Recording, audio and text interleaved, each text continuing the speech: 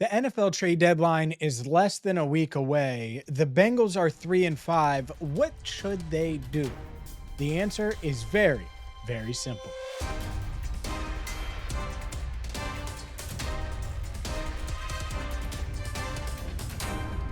Hi again, everyone, and welcome in to Cincinnati Bengals Talk. I'm James Rapien of BengalsTalk.com. Hit that subscribe button, ring the bell.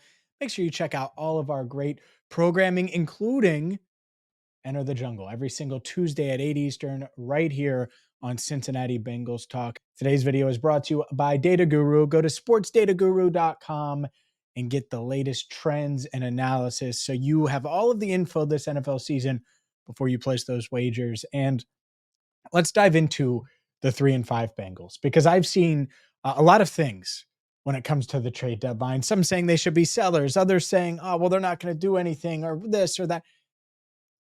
I'm going to tell you what they should do. And I'm in the market of that. I can't control it. I can't go in there and tell them to buy or sell and they actually do it. But I can tell you what they should do. And what they should do is 1000% add to this team. 1000% add and be aggressive at the trade deadline. Help Joe Burrow, who by multiple metrics, whether you look at QBR or EPA per play or any of these other stats, is the not two, not three, not four, the number one quarterback in the NFL. And when you have that in his prime at 27 years old, when you have pieces like Ja'Marr Chase and Trey Hendrickson and T. Higgins, you can't be shy about going for it, especially when we've seen this exact core to a degree. Core is probably strong, but this exact quarterback make it to a Super Bowl with a flawed roster. The 2021 team was absolutely flawed. We knew it. They knew it. Everyone knew it. And it didn't matter because they had enough around Joe Burrow. Right now, it's pretty clear they don't have enough around Joe Burrow. Jesse Bates isn't coming back. DJ Reader isn't going to magically appear in the number 98 jersey or wear number 94 and play alongside. Oh, I guess that's Hubbard. The point is, he's not going to come back. He's in Detroit. That's long gone. But you know what isn't? Moves like this week where Josh Uche gets dealt for a 6th round pick. What a steal by the Chiefs to bolster their pass rush. I love that move. And the Bengals have every reason to add at the deadline. Every single one. Elite quarterback, reason to believe that they can turn things around still, even though the aura around them right now from a public fan standpoint thinks that, oh, well, they're done. They're done. They're not done. Okay. They may be done. They may lose to the Raiders and be done. And my tone will change. But as of now, I certainly don't think that they're done. I still think that they can make the playoffs this year. And I don't think that's a glass half full approach. They have the best quarterback in football. I'll say it again.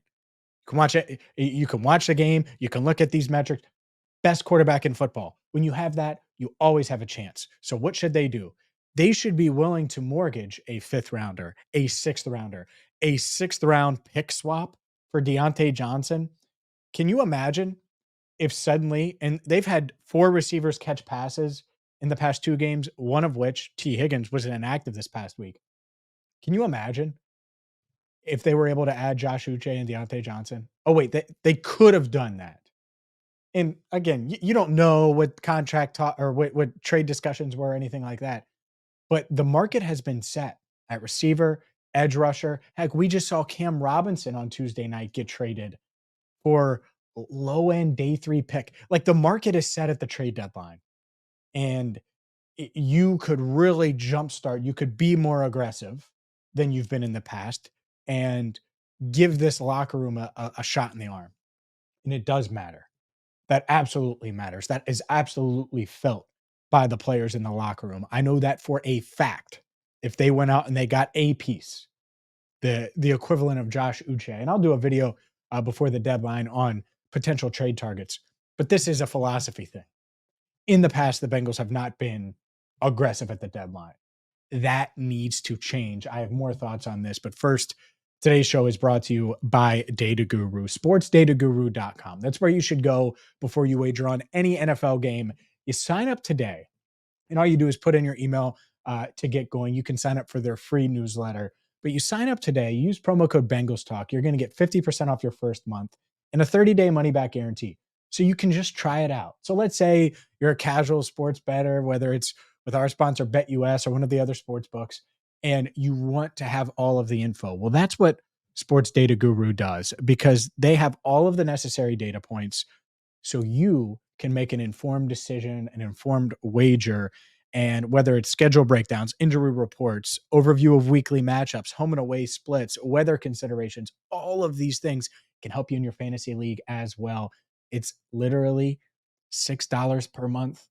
You use promo code Bengals Talk. It's $3 and it's a 30-day money back guarantee. So go to sportsdataguru.com and sign up today. The Bengals should absolutely be aggressive. I would not. Let's just say they make a trade. Let's say they made the Josh Uche trade and he literally doesn't make a tackle, right? He doesn't make a tackle after they trade a 6th-round pick for him. Are we going to criticize them for being aggressive?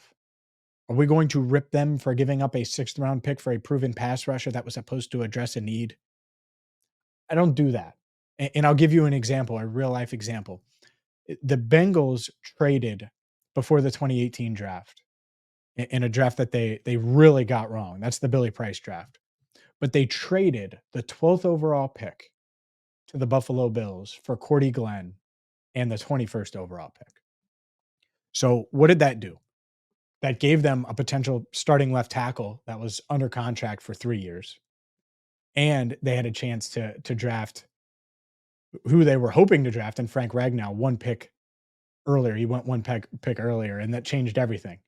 But in the moment, the process made sense because there was a real scenario where Cordy Glenn works out, where Cordy Glenn is a good player still, is motivated, is willing to play at a high level and put the time in. And it didn't work out. And it was an awful trade. But I don't criticize them for making that deal. I would have made that deal. And what it cost them, yeah, it was significant because you get a bust in Billy Price versus Frank Ragnow if you were willing to take Frank at 12, or you could have gotten Derwin James or insert whoever else would have been there. I'm not going to revisit the 2018 draft, but the point is being aggressive, and that was without Joe Burrow, by the way. Being aggressive when you have Joe Burrow and Ja'Marr Chase and a team that can overcome flaws, because we've seen it firsthand in Super Bowl 56, getting to Super Bowl 56. I'm not going to rip you for it. It's exactly why they should be aggressive. 3-5, don't care. They can still make a playoff run. They should still be looking to add, and that should be their mindset. Could it change if they lose to the Raiders? Or could my mindset change if they lose to the Raiders? Sure. They have no business losing to the Raiders. None. Zero. And I will hammer that point home day in and day out this week ahead of Marvin Lewis Sunday at Paycor Stadium. But as far as the trade deadline goes on November 5th, and it's November 5th at 4 p.m. Eastern, the Bengals should make a move. Hopefully it'll be today. If it is, we're going to have you covered. If it's tomorrow, Friday, Saturday, we're going to have you covered right here on Cincinnati Bengals Talk. So please, please, please hit that subscribe button, ring the bell. And for Andrew Fox-Miller, I'm James Rapien. Be aggressive, Bengals. Thank you so much for watching Cincinnati Bengals Talk.